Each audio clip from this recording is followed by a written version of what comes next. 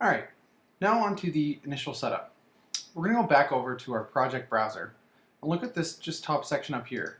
The book title, intro media, table of contents, and glossary. Now, in order to set this up, let's just start at the book title. One of the things that's nice about iBook Author is that you can just drag in different documents, files, images, and videos that you've already had or already collated and put together in a folder.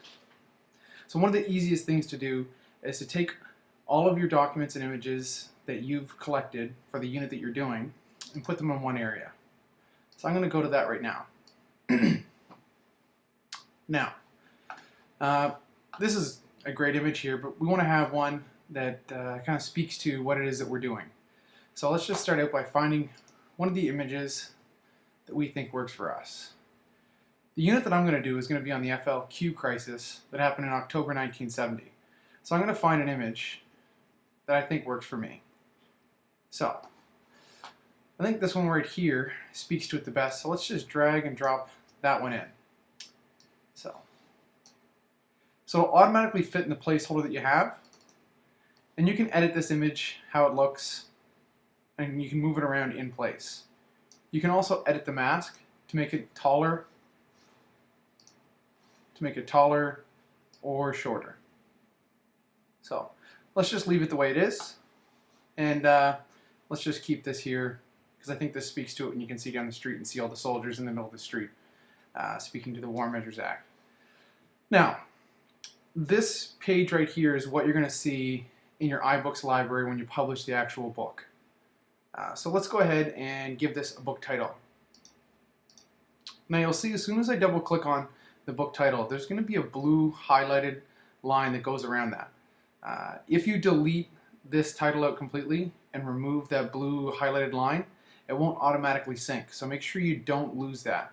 Because if I am to delete this whole thing and I were to type this in here, it's not going to render it and it's not going to publish with that as the title. So you want to make sure you keep that intact. So I'm just going to double click on this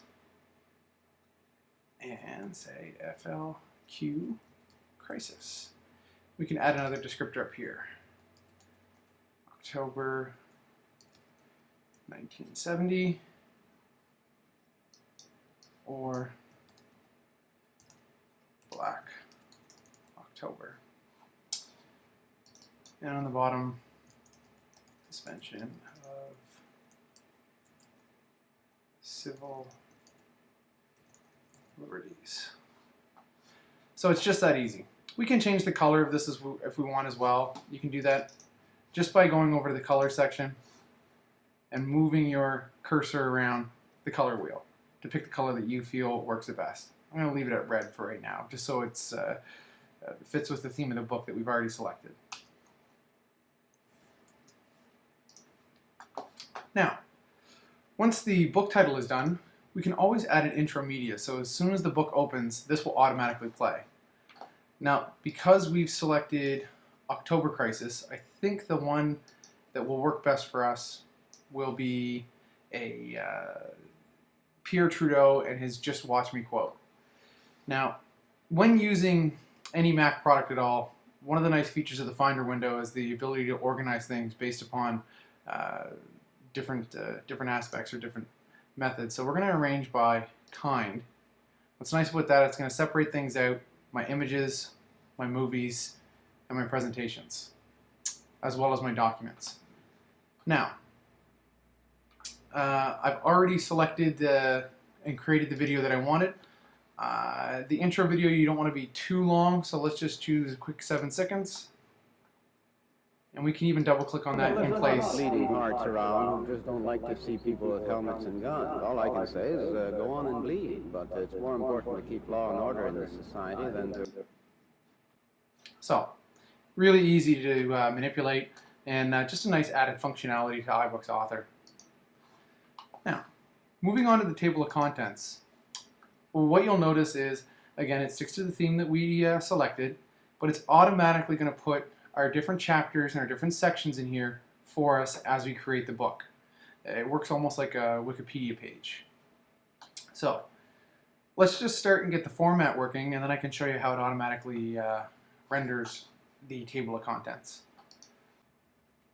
Now, when placing an image on the table of contents, one of the things you want to make sure of is that you don't just take the image and drag and drop it right in the middle. Otherwise, it's just going to sit there. The reason for that being is that in this area here is a text box, so it's not going to necessarily see where you're putting it. You want to make sure that you drag this and place it somewhere where there isn't a text box, and it's just going to replace that automatically for you. If you want to go and change the chapter heading here in the table of contents, the only way to go about doing that is to actually go into the book. So let's just quickly do that, and you'll see that what I changed down here will apply up here. So let's go to chapter 1, double click on this, and introduction.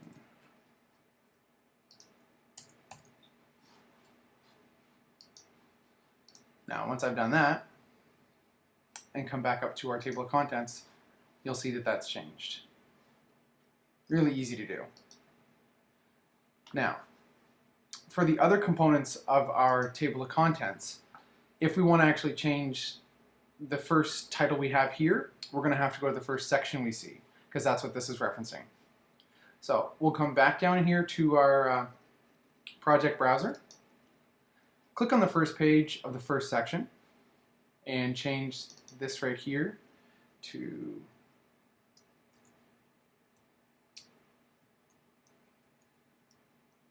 an overview of the crisis. And as soon as we change that and go back to table of contents, you'll see it automatically changed here as well. So that's what's really nice about it. You don't have to do things multiple times. It automatically renders your table of contents for you. Now, in addition to that, when it comes to your glossary, you'll see that there's nothing in here now. I can add things in if I want, key terms or phrases, but one of the really nice features of iBook's Author is the fact that while I'm in a section or a chapter, if there is a title, a word, or a concept that I want to reference and have an actual explanation for, I can do that. So let's start first by putting some text in real quickly. So in the October Crisis document,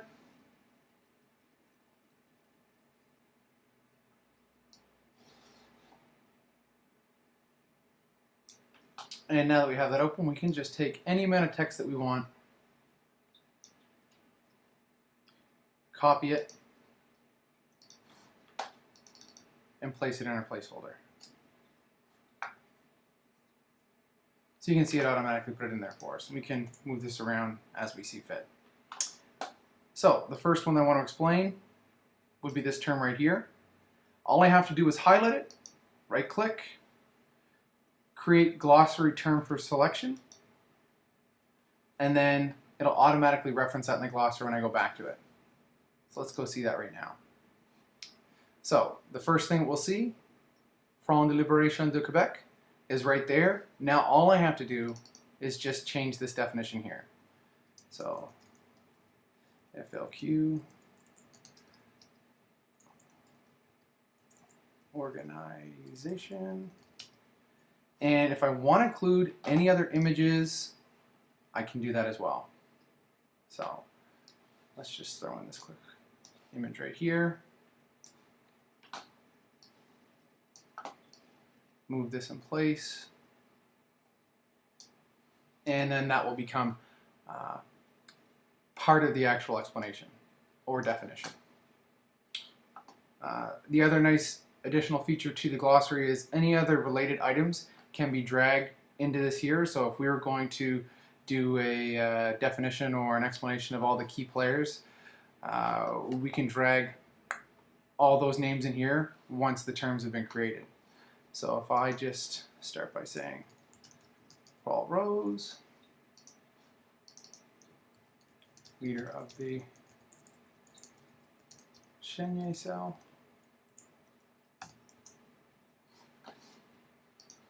then when I come back to the other definition that I want to have the related term in, I can just drag this, drop it in here.